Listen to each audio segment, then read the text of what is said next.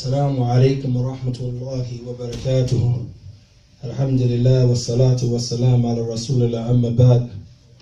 Tonight, inshallah ta'ala, is our class, Ad-Durus, on the tafsir of Qur'an, on the explanation of the mother of the Qur'an. On the explanation of the mother of the Qur'an. Bi-idhnillah, with the permission of Allah Jalla wa Ala, nuhibbu an naqra'a min ba'd shuruhat. We would like to read from some different explanations of our ulama pertaining to this special surah, inshallah. The first one we want to mention some of the kalam of Shaykh Muhammad Abdul Wahhaab, rahmatullah ta'ala alayh, and his tremendous explanation to this surah, which is known as Qur'an, wa fi riwayat al-ukhra, and one narration is known as the mother of the Qur'an, and another narration is known as Kitab, the mother of the book, Kitab. His explanation of Surah Fatihah, and the word Fatihah come from the verb fataha, mean to open. مثلا فتح الدمير الباب. The damir, he opened the door. Fataha. Here it's been given the name. وتفتح بها الصلاة. أيوة نعم. لا صلاة بغير فتحة أي تفتح بها. لا تفتح بها. Here it's been given the name Al-Faatihah, the opener. And this is a surah, no doubt, that the believer, if he prays 5 times a day, he will recite over 17 times a day. Aywa, the Qur'an. 17 times a day. This is the most frequently read surah. Shaykh al-Islam Muhammad Abu Zayd, rahmatullah alayhi, he said, "I'lam arshadaka Allah li ta'atihi." He said, "No. May Allah Jalla wa Ala direct you towards His obedience.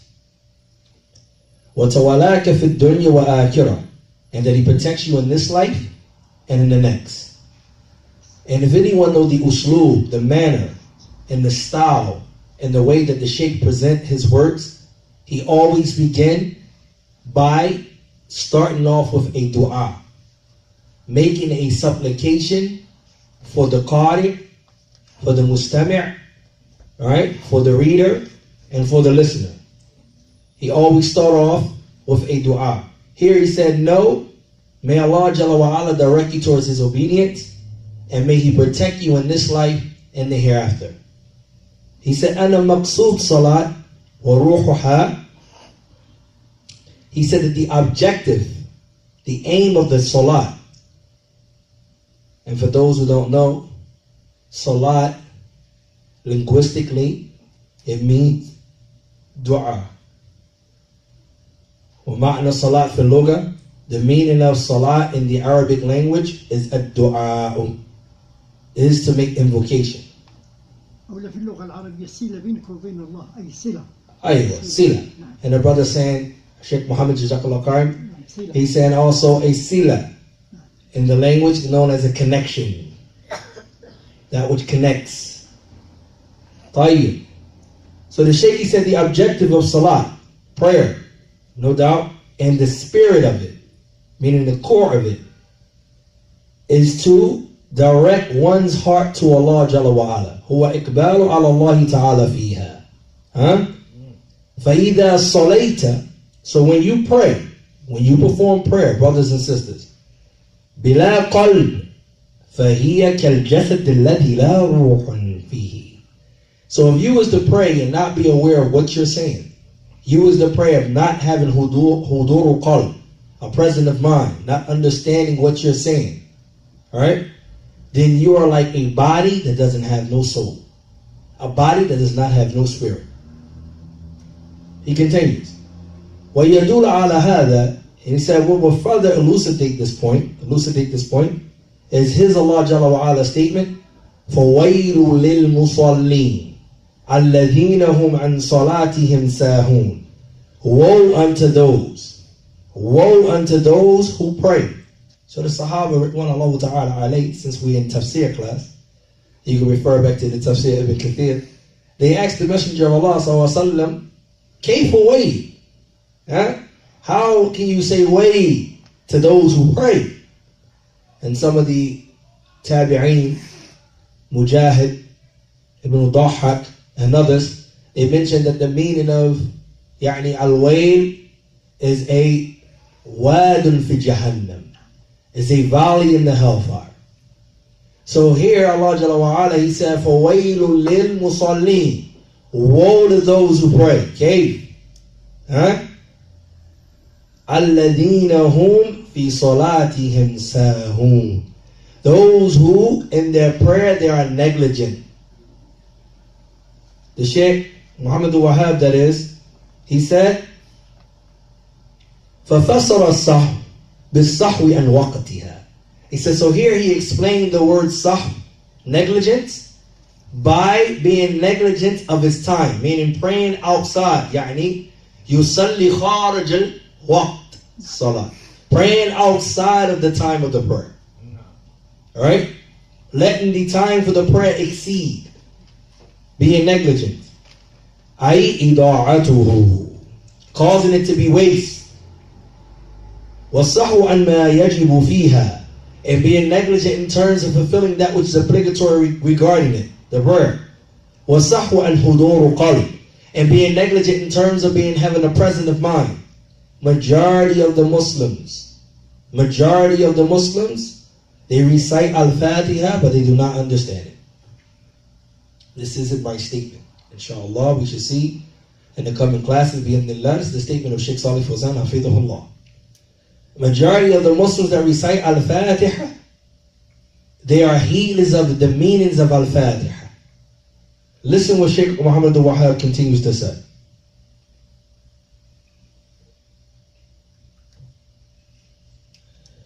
He said, وَيَدُولَ عَلَى ذَلك الْحَدِيثُ الَّذِي فِي صَحِّ مُسْلِمٍ أَنَّ رَسُولَ اللَّهِ صَلَّى اللَّهُ عَلَيْهِ وَسَلَّمَ قال.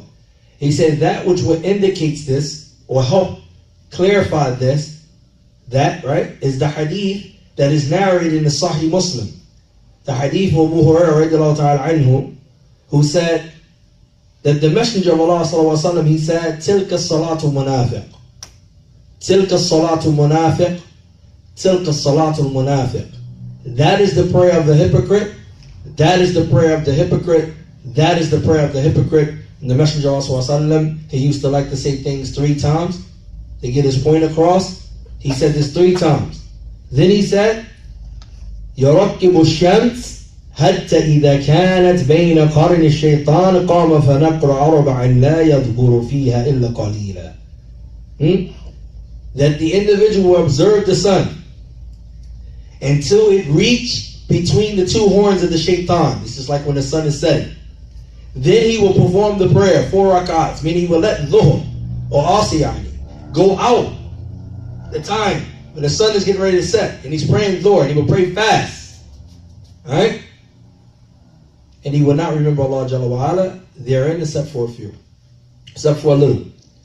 So the Shaykh said, فَوَصَفَهُ بِإِضَاعَةِ الْوَقْتِ بِقَوْلِهِ يَرَقَّبَ الشَّمْسِ.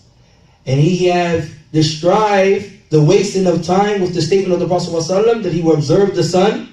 وَبِضَاعَةِ الْأَرْكَانِ بِذِكْرِهِ النَّقَبِ. And when he explained the wasting of the pillars, fulfilling the pillars, is by him mentioning al-naqr. وَبِضَاعَةِ الْهُدُورُ قَالْ. And the wasting of the presence of mind is when he mentioned the statement that he does not remember Allah Jalla wa Ala therein except for a little. Clear, wadi, right? This is clear. By the way, we're still on the introduction of Al-Faatihah. Listen what he say next.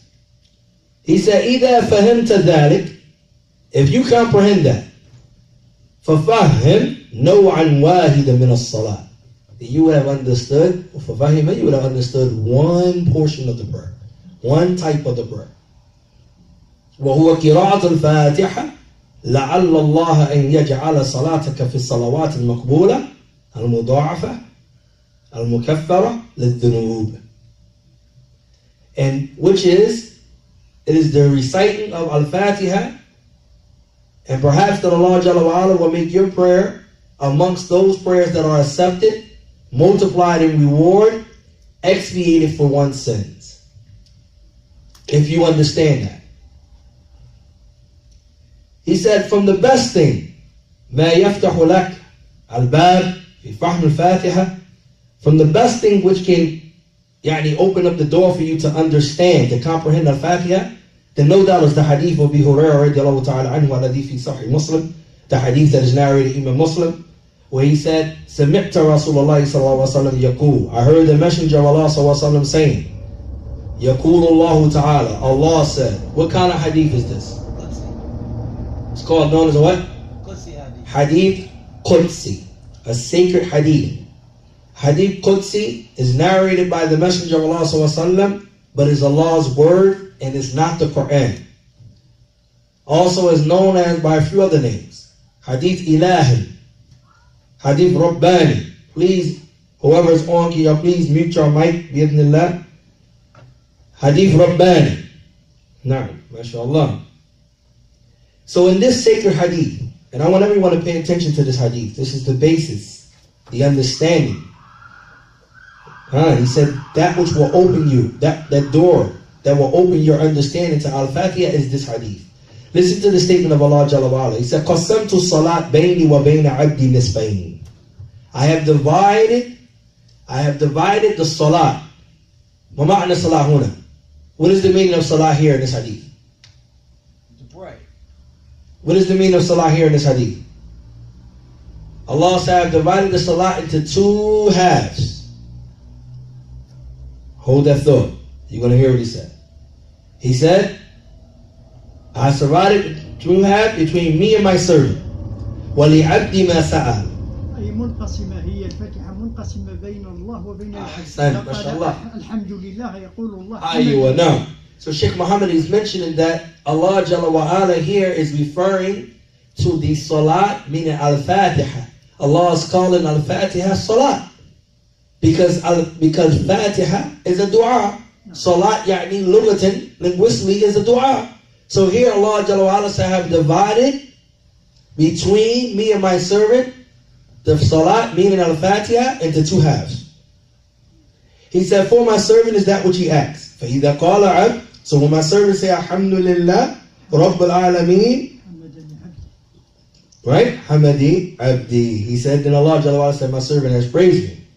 He said, when my servant say, Maliki Yawmiddin,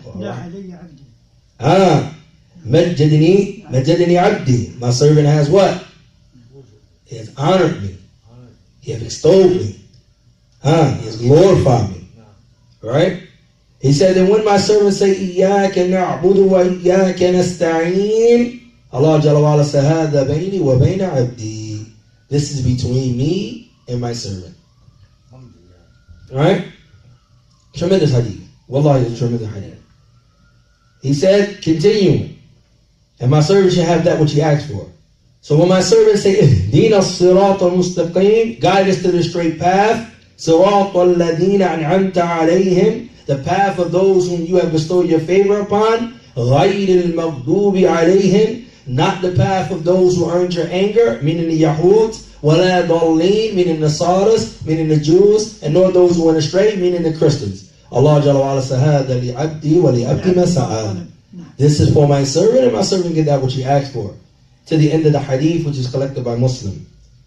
And we get ready to finish with the words of Shaykh Muhammad Abdul Wahhaab. He said, فَإِذَا تَأَمِّلْ الْعَبْدِ هَذَا. So if the servant was to reflect upon this, was to ponder on this narration, he said, وَعْلَمْ أَنَّهَا. He said, وَعَلِمَ أَنَّهَا نِسْبَانِ. He will know that the Fatiha is in two halves. He will know that the Fatiha is what? Two halves. Now? So he continues. He said, نِصْفُ لِلَّهِ. One half is for Allah Jalla wa'ala, وَهُوَ أَوَّلِهَا إِلَى قَوْلِهِ. And it is from its beginning, all the way to the statement of Allah Jalla wa'ala, إِيَّاكَ نَعْبُدُ. Only to you we worship. He said, وَنِصْفُ لِلْعَبْدِ دُعَاءُ يَدْعُو بِهِ لِنَفْسِهِ. And he said, other than that, he said it's a half for who? He said, وَنِصْفُ لِلْعَبْدِ. And the other half is for my servant, and he supplicates there with it, meaning by supplicating for himself. وَتَأَمَّلْ. And if he was to reflect, أَنَا الَّذِي عَلَّمَهُ هَذَا. Who is the one who taught him this? Who Allah? Allah Jalla wa Ala is the one who taught the servant this. He said, وَأَمَرَهُ أَنْ يَدْعُوَ بِهِ وَيُكَرِّرُهُ فِي كُلِّ رَكَعَةٍ. ملاحظة هنا، هم سألوا أبي بكر قالوا لي بماذا عرفت الله؟ قال لهم عرفت الله ربي بربي لولا ربي ما عرفت ربي.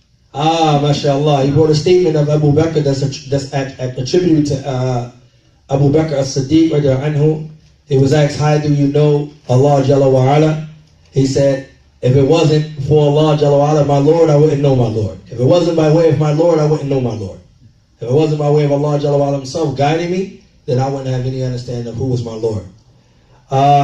Here, if you listen to what Shaykh Muhammad Abdul said, he said, then he commanded him that he supplicated with it, and that he constantly, that he repeats it in every unit of prayer. وأنه سبحانه من فضله وكرمه ضمن إجابة هذا الدعاء إذا دعاه. He said also that he subhanahu wa ta'ala, from his virtue and his bounty and his nobility and his generosity, that he have included the answer for the supplicant, for the one who calls on him, inside the Faatihah. There's an answer. You're making dua, Allah Jalla wa Ala has included the answer in it. Right? He said as long as he called on Allah Jalla wa Ala with ikhlas, with sincerity, and having his heart present, meaning that he's aware of what he's saying. Many people don't know what they're saying when they say Al-Faatihah. When you say Alhamdulillahi Rabbil Alameen, when we get to the actual tafsir of this, you'll be amazed what you're truly saying. This blocks and this wards off depression. We'll get to that later, inshallah. That juicy tidbit, of depression. We'll get to that later, inshallah. طيب, he said, تُبَيْنَ لَهُ مَا أَضَاعَ أَكْثَرُ النَّاسِ. Also, it clarifies to him many of that which the people have caused to become wasted. That's the end of the words of Shaykh Muhammad Abdul Wahhaab. Now we begin to go over the words of Shaykh Saalih al-Fawzaan, Hafidhullah.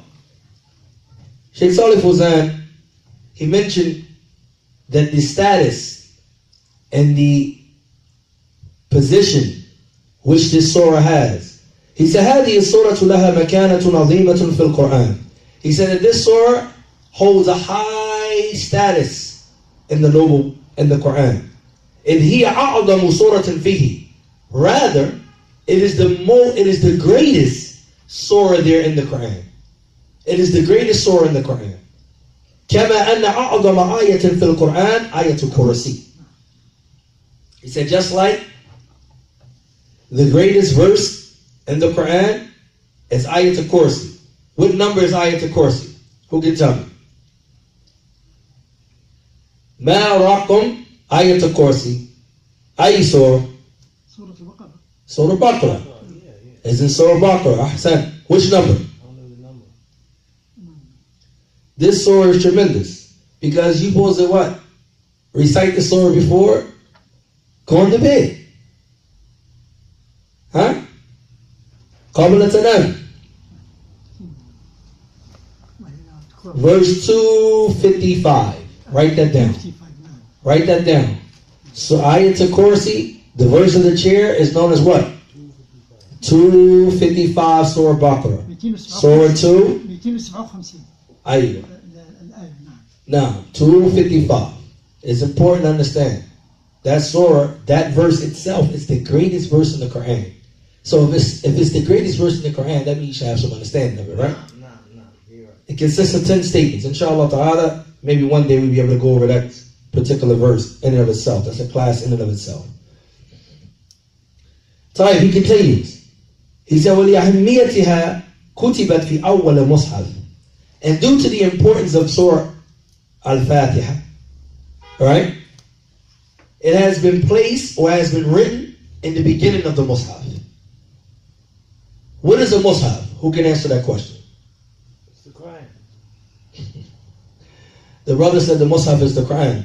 La shak wala raib, no doubt. What is a Mus'haf? An Arabic Quran. Now we're getting close. He said it's an Arabic Quran.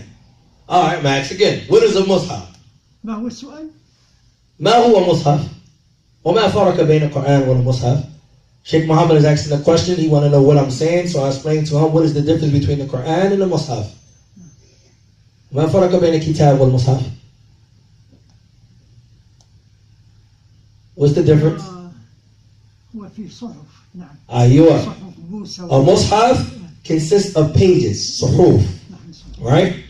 From the beginning to the end is in the Arabic language.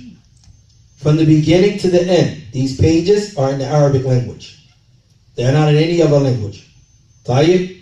The Qur'an is not in any other language but Arabic. Allah Jalla wa Ala said, إِنَّا أَنزَلْنَاهُ قُرْآنًا عَرَبِيًّا لَعَلَّكُمْ تَعْقِلُونَ. وفي اسم آخر الفرقان. أيوة. When we get to his names, we'll get to that بإذن الله. Alright? So, the Mus'haf is that which consists from the beginning, from Fatiha, to what? So, Surah Nas, to the end. He said, وَلِهَذَا سُمِيَ الْفَاتِحَةَ الْكِتَابِ. For this reason, it also has been given the name, the opening of the book. What book are we talking about here? Damir. The Quran. Ahsan, we're talking about the Quran. You did good. We're talking about the Quran. Can y'all please mute your mic? Please mute your mic, bi'idhnillah. The Quran. He continues. He said, وَهَذَا يَدُولَ عَلَى حَمِّيَتِهَا وَمَكَانَتِهَا. He said, this shows the greatness and the importance and the status of the Al-Faatihah. Why? Because it would not have came first, nor have it been placed as the first surah in the Mus'haf, except due to its importance. That's wadi, right? So the first thing you understand, Surah Al-Faatihah is important. Why? Who can answer? Why is Surah Al-Faatihah important? Because it's the first surah. Ahsant. Damir is on point tonight. Because it is the first surah. Allah Jalla wa Ala placed it as awwalu surah fil Mus'haf. It is the first surah that comes in the Mus'haf. Tayyib.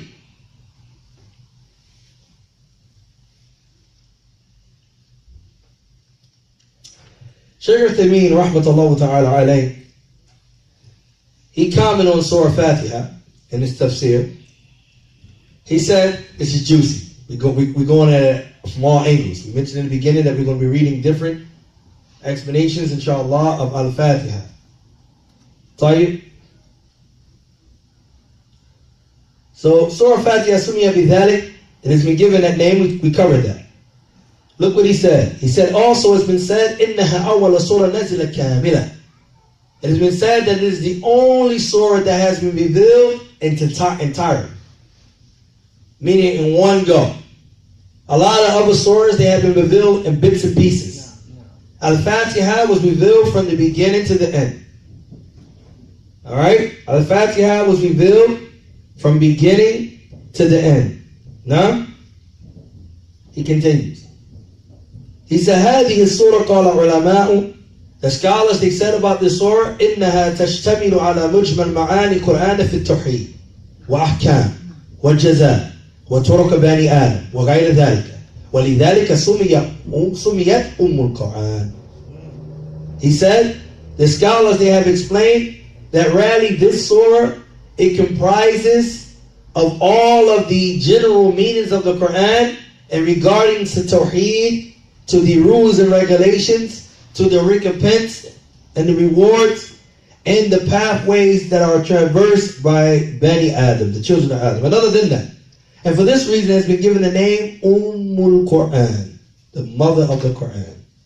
Tonight's class is named the explanation of the mother of the Quran. That's what we called our class.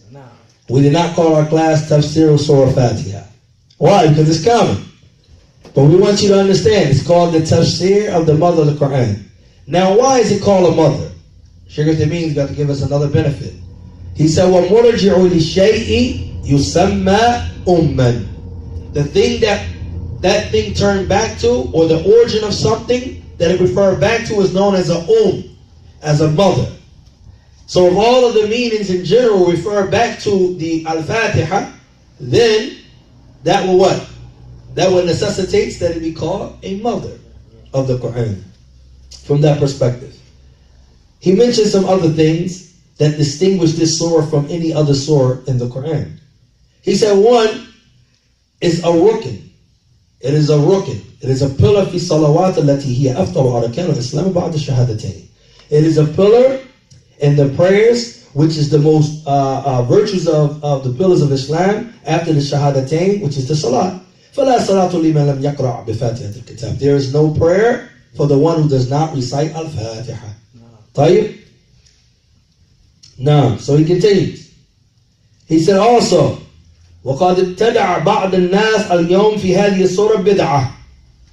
I wanted to bring this point, not because it mentioned the word bid'ah, because I remember when I came into Islam, it used to be an imam. يعني كنت يعني imam. I had an imam who used to come teach us. And every time we were in the ta'aleem, he would have us open our hands as the Shaykh getting ready to say, and say Al-Faatihah. He said that there have occurred from some of the people in this present day, the innovation of reciting the Surah Fatiha. He said, فَصَارُوا يَقْتَمُونَ بِهَا الدُّعَاءُ. That they would conclude their gatherings, wherever their talks or their sittings and so forth, by reciting Al-Fatiha. Right? He said, وَيَبْتَعُونَ بِهَا خُطُبْ وَيَقْرَعُونَهَا عِنْدَ بَعْضَ مُنَاسَبَاتٍ. And that they will begin their speeches by reciting Al-Fatiha. And they will read it during certain things that they have set up, certain things that they have, that they deem appropriate at that time, they do meetings and so forth, they will use it. He said, وَهَذَا غَلَط. He said, this is a mistake. تَجِدُهُ مَثَلًا إِذَا دَعَى ثُمَّ دَعَى قَالَ لِمَنْ حَوْلَهُ. He said, for example, you will find that the imam, he will make dua, meaning say Al-Fatiha, and then the people around him will say Al-Fatiha. He said, this is an innovation. وَهَذَا أَيْضًا غَلَط. This is also a mistake. لأن عبادات, no, he said, يعني اقرأوا فاتحة وبعض الناس يبتأوا بها في كتبه أو في أحواله وهذا أيضا غلط.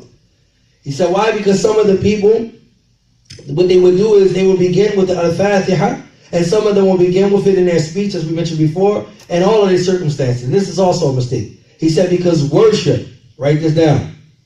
For those who are writing, Damir, write this down.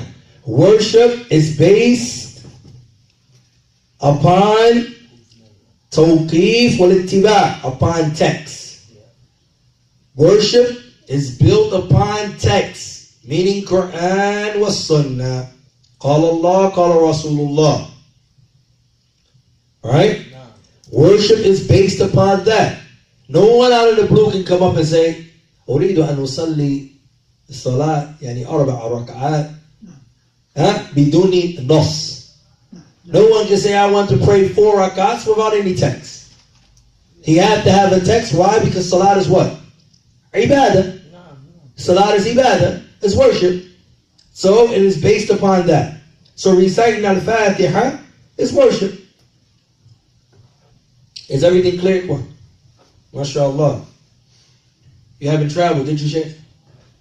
Shabab, did you travel? That's what they used to say when the people, they get a little bit tired, inshallah. في أثناء الدروس, during the classes, they would ask him, how's safarata? Have you traveled? Take me with you, inshallah, if you travel. Bi'idhnillah. Now, Damir, what surah are we talking about? Surah Fatiha. Ahsant. Surah Fatiha begins with what verse? Is this correct? Does Surah Fatiha begin with the Basmalah? Bismillah ar-Rahman ar-Rahim. What verse does Surah Fatiha begin with? Alhamdulillahi Rabbil Alameen. Inshallah ta'ala, tonight class we'll be able to cover that part. Hopefully we'll be able to cover that part. The ruling of reciting Surah Fatiha in the prayer. Shaykh Saalih Fawzaan said the ruling of reciting حكم قراءتها من Al-Fatiha في الصلاة. The ruling in reciting Al-Fatiha in the prayer. When you hear words like ruling, you want to pay attention more because you want to understand how to apply it. He said, وَمِنْ أَهَمِّيَتِهَا أَيْضًا أَنَّ اللَّهَ سُبْحَانَهُ وَتَعَالَى أَوْجَبَ قِرَاءَتَهَا فِي كُلِّ رَكْعَةٍ فِي الصَّلَاةِ. From the importance of this tremendous surah is that Allah Jalla wa Ala has obligated its recitation in every unit of prayer, every rak'ah during the prayer. He said, وَقَدْ ذَهَبَ جُمْهُورُ أَهْلِ الْعِلْمِ إِلَى وُجُوبِ قِرَاءَتِهَا فِي الصَّلَاةِ. And it's the opinion that's held by majority of the scholars, of the obligation of reciting Surah Al-Faatihah in the prayer. The Jamhur. The majority of the scholars, they hold the opinion that reciting Al-Faatihah is what? Wajib. It is obligatory. وَأَنَّ مَنْ لَمْ يَقْرَأْ بِهَا فِي صَلَاتِهِ فَإِنَّ صَلَاتُهُ لَا تُصِحُ. And that whoever does not recite Al-Faatihah in their prayer, then that prayer is what? Not accepted. This is the opinion of who? Majority of the scholars. They base this opinion off the statement of the Prophet ﷺ, لا صلاة لمن لم يقرأ بفاتحة الكتاب. And this hadith is muntafaqun alayh. It is agreed upon by both Bukhari and Muslim from the hadith Ubadah ibn Samit, from the companion Ubadah ibn Samit, that the Messenger of Allah ﷺ, he said, there is no prayer for whoever does not recite the opening of the book. وَهَذَا فِي حَقِّ الْمُسْتَطِيعِ لِكَرَاعَتِهَا. Now look at the added benefit. This is pertaining to the one who is able to recite it. The